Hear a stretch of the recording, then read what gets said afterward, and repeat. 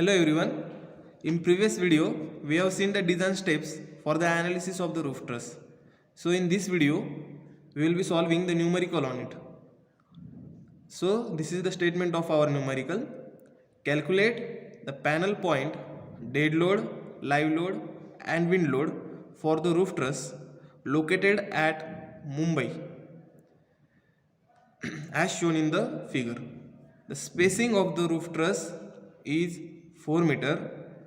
The coefficient of external and internal wind pressure are 0.6 and plus or minus 0.2 respectively, assuming K1, K2, K3 as 1. This is the diagram of our roof truss. The span of the roof truss is 16 meter. Rise of the roof truss is 3 meter. This is the given diagram, and following are the nomenclature assigned to the roof truss. That is, for the bottom chord they have mentioned L0, L1, L2 and so on, and at the top chord they have mentioned U1, U2, U3 and U4. So as a first step, we need to calculate the geometry of the roof truss.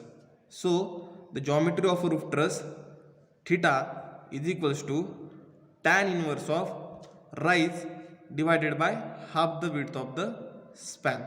So 3 and 16 by 2 is 8.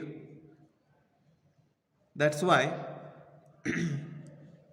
the theta will be equals to 20.55 degree. Then the length of the principal rafter. It is calculated by Pythagoras theorem.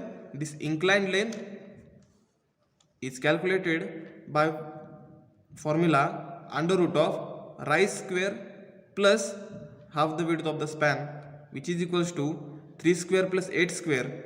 Square root by taking the square root of the answer, the length of the principal rafter is 8.54 meter.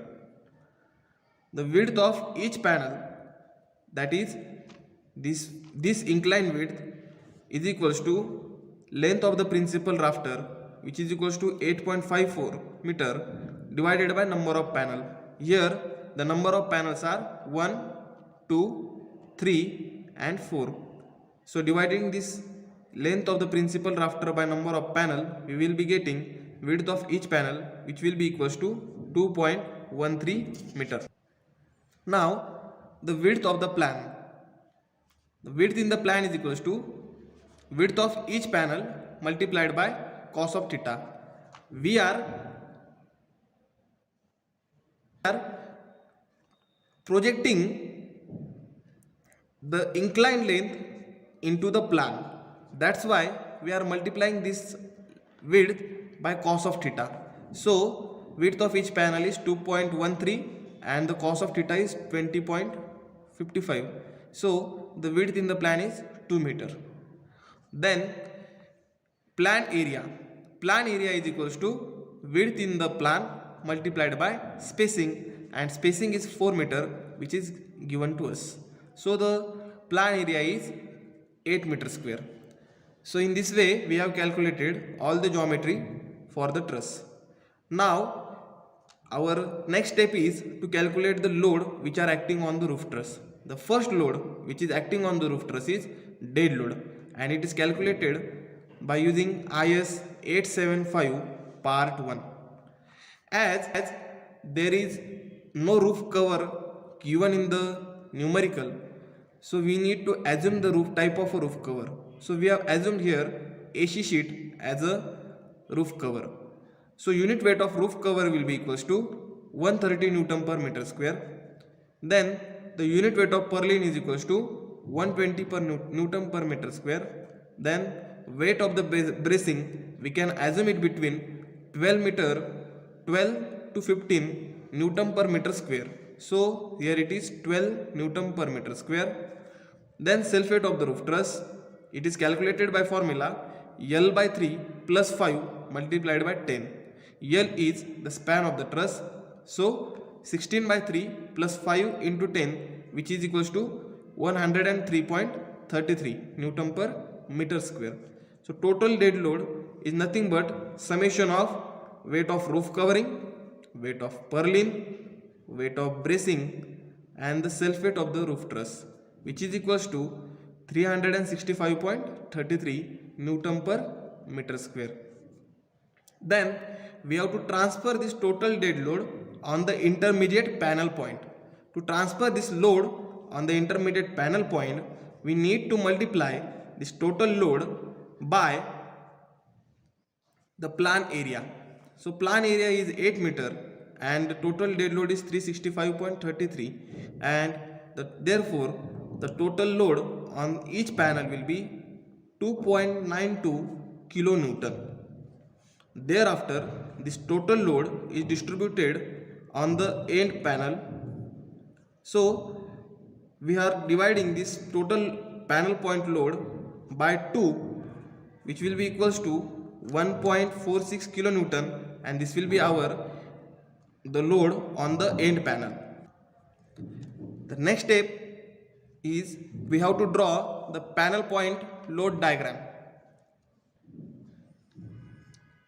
You may observe these are the panel points, and on this panel point this dead load is acting, that is 2.92 kilonewton, and on the end panel it is 1.46 kilonewton, which is nothing but the half of this loading. Then our next step is to calculate the live load. For calculation of the live load, we utilize IS 875 part 2.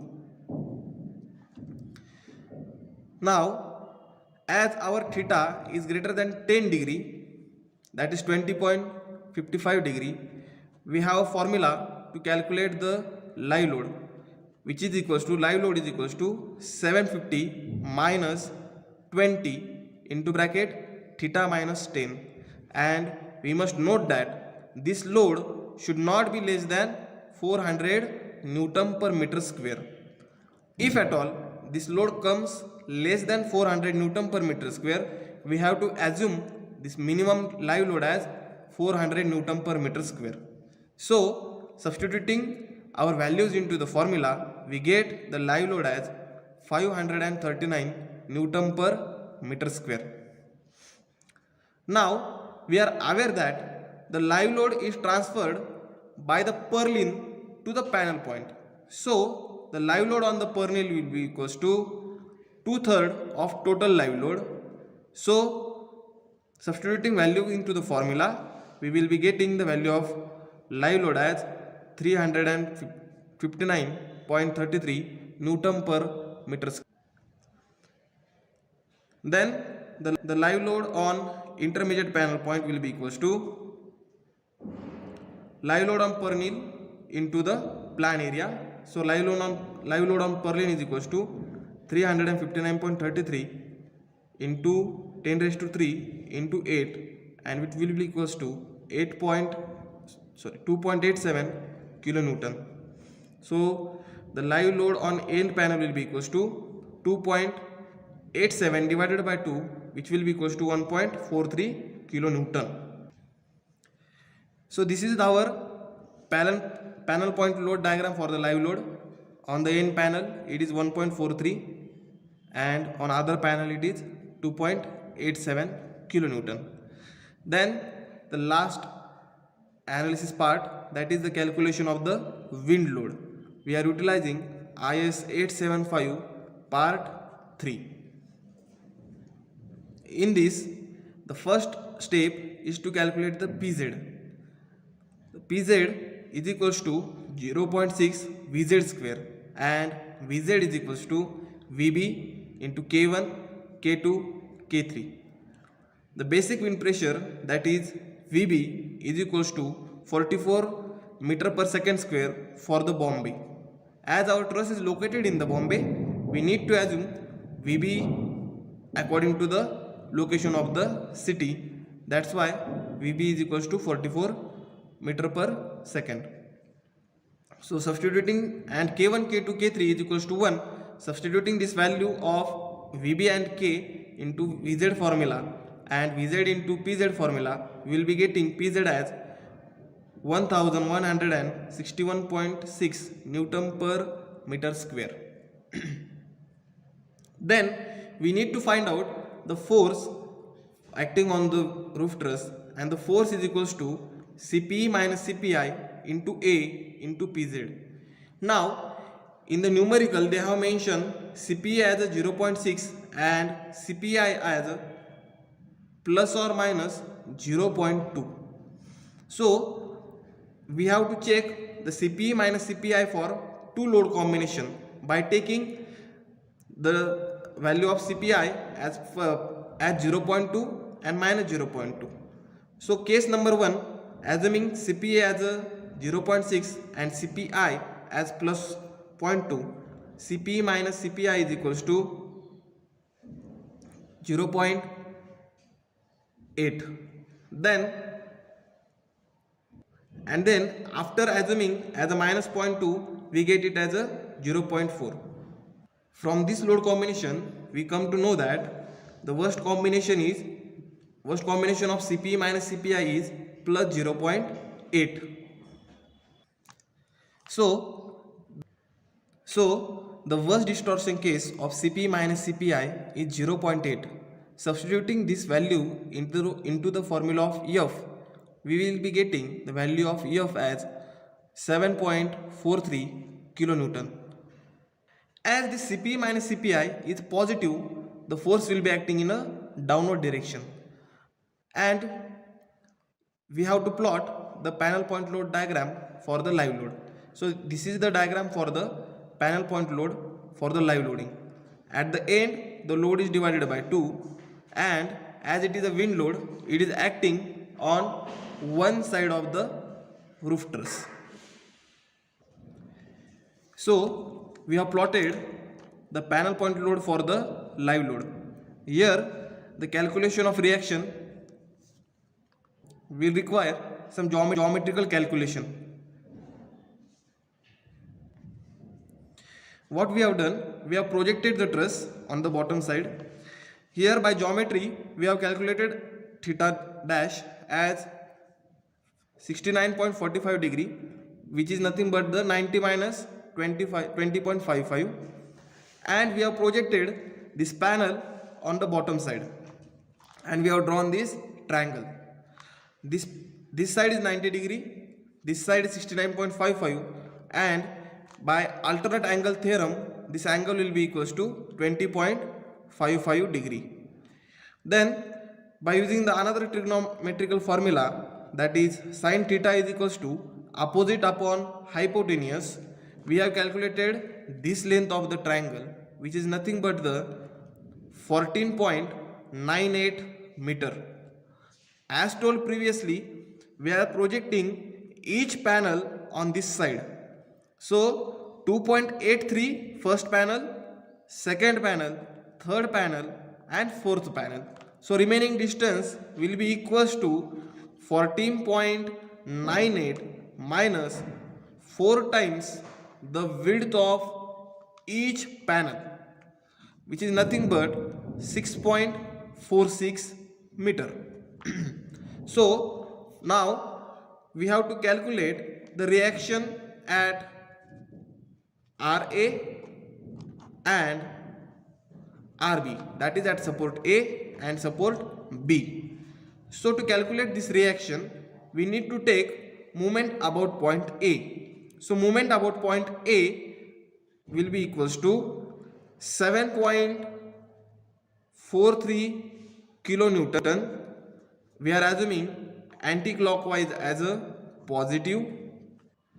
So the first panel load minus 7.43 into 2.3 meter first panel width minus second panel point load, that is 7.43. The width will be equals to 2.1 plus 2.1, which will be equals to 4.26.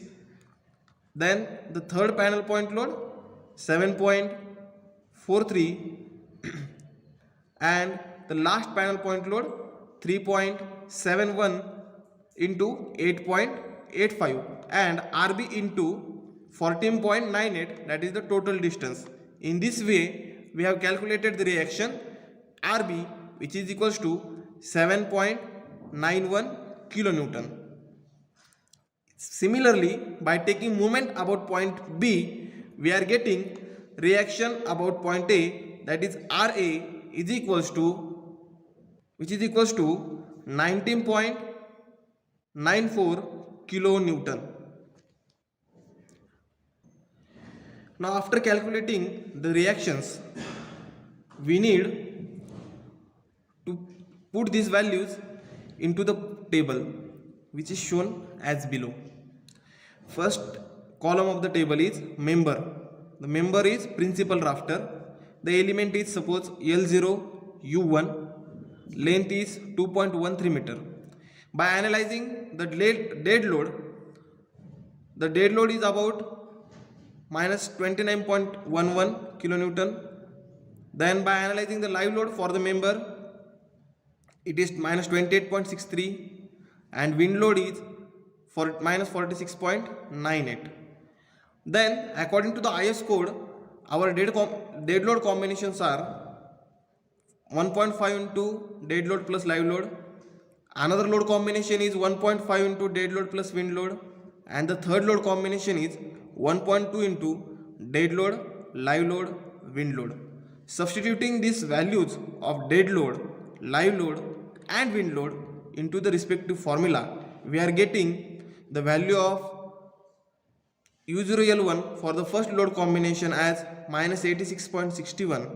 Second value for second load combination is minus 114.01, and for the third load combination it is minus 24.36. So from amongst these three values, we have to calculate, or we have to find out maximum tension value. So here maximum tension value is 0, and the maximum compression value, for the rafter is minus 114.1 kilonewton.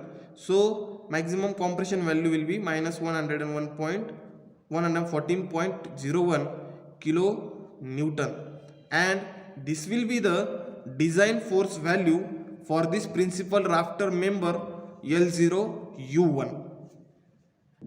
Similarly, for the main tie, which is a tension member L0L1 of length 2 meter, the maximum value for the compression is 0 and the tension is 115.90.